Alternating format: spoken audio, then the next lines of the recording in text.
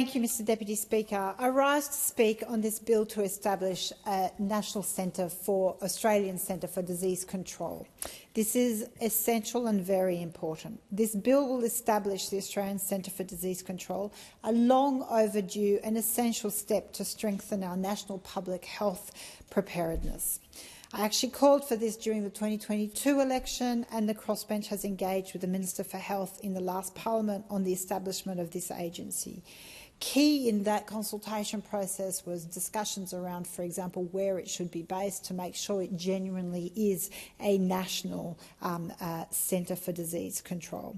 I commend the government for implementing this as a matter of urgency during this term of government and for progressing this very important organisation. The COVID-19 pandemic showed just how critical clear science-based communication, information and coordination are to policy responses. A CDC will play a vital role in preventing and responding to future pandemics and in addressing the growing health impacts of many other challenges, in particular from our changing climate. I very much support the amendments proposed by the member for Mackellar and the member for Kooyongs because they will strengthen the transparency, integrity and focus of the CDC to ensure Australians can have trust in this very important institution. I was in Parliament during the COVID-19 pandemic and I saw firsthand the upheaval within our communities and the frustration that sometimes the inconsistency across our country as our very unique system, but with 7 different policies across different states and territories in our response to COVID-19. One of the things that really will always stand out for me was, and I welcomed, the fact that decisions of government, of premiers and the Prime Minister were made with scientific evidence and fact. Those images of doctors, of chief medical officers standing next to premiers and the Prime Minister to inform advice absolutely helped save lives. It built the social licence and the acceptance from the vast majority of our communities in such incredibly difficult, important times. Australians overwhelmingly accepted curtailing their freedoms on the basis of expert medical advice to keep the more vulnerable in our communities safe, and that was so incredibly important.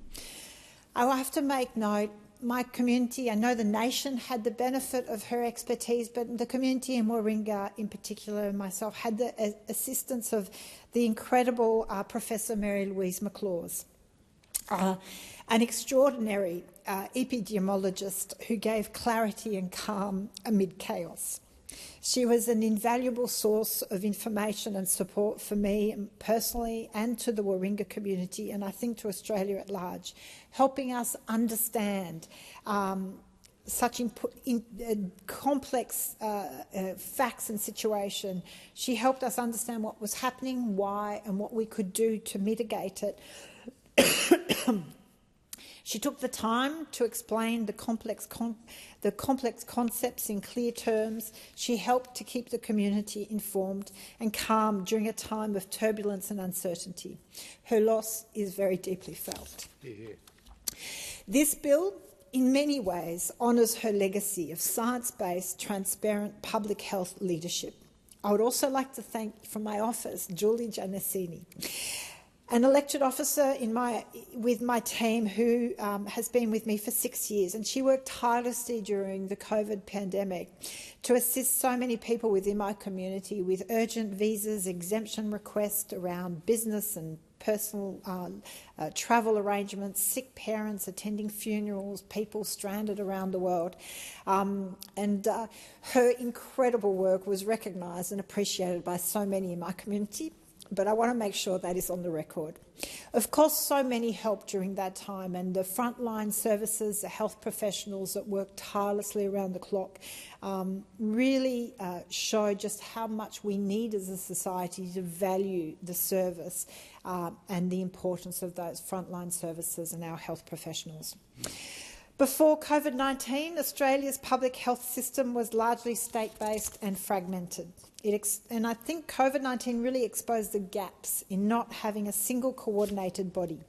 While we fared better than many other nations, it was due to an evidence-based direction informed by our top medical officers. And I know that wasn't always easy, so I very much thank them. The health impacts of climate change are among the most significant and growing threats facing Australians. So I so dearly wish for that same science and scientifically backed approach be taken, as we did to COVID-19, to other risks, in particular those around climate change and the risk to health that that poses. And I call on the government to ensure that this is also the focus of the CDC, because we know for the National Climate Risk Assessment highlights that climate change will have a severe impact on our health and social support system by as early as 2050, unless we can mitigate and address and invest in preparation. Heat waves are an enduring feature of Australia's climate and have significant social, health and economic impacts. Rising temperatures are increasing the incidence of heat-related illnesses, cardiovascular stress and dehydration, especially among older Australians, outdoor workers and the more vulnerable. In New South Wales, heat-related death may rise by some 444% under the scenario of an increase to 3 degrees, which we are sadly on track for. Bushfire smoke, air pollution are driving higher rates of respiratory disease and asthma. So it's clear if we want a comprehensive health approach, these issues have to be addressed by the CDC as well. Establishing an Australian CDC provides an opportunity to build a proactive, integrated and independent health protection system. To be effective, we must ensure that it is science-led, nationally coordinated, future-focused, community-connected and globally engaged. To do this, the implementation will be the key. The CDC must be properly funded and staffed by qualified public health professionals. It must have robust independence and transparency over appointments to ensure integrity and build trust with the community around its work and effectiveness. We have seen the impact of politicisation of appointments to the CDC in the United States. The appointment at the head of health of Robert F. Kennedy Jr. has replaced science with ideology, and the ripple effect of this negatively impact on the health of Americans will be felt for years, but it will also have an impact in Australia and around the world. Yeah. We're seeing the withdrawing of funding from science, from research, and that will have catastrophic consequences for so many. So it's so important that this CDC, to genuinely serve the Australian people, that it be robustly independent of the government of the day, so that there can be no question of public service in terms for the public interest and better good, without, that it has to be fearless advice. We must have the ability to invest in data integration, which is already contemplated in the bill, to ensure the linking of environmental health, demographic data, to provide early warning systems to emerging health threats. Of course, we also need to be mindful. First Nations Australians need to be a priority in these considerations, working alongside these communities to recognise the unique challenges First Nations Australians face in relation to their health, in relation to environmental change and health resilience. It is critically important that special consideration be given.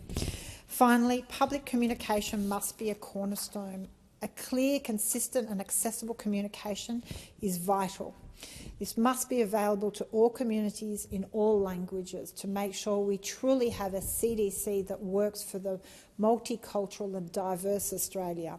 All communities, all Australians must have confidence that the CDC is working and really looking out for everyone's health. Ultimately, this bill and the establishing a CDC is about lessons learnt. The pandemic showed us what happens when science, communication and community willpower align. It also showed what happens when we don't: fear, confusion and division. The next crisis might look different, but the principle remains the same. The bill is a step forward towards embedding that preparation in our national framework, and so I commend the bill to the House.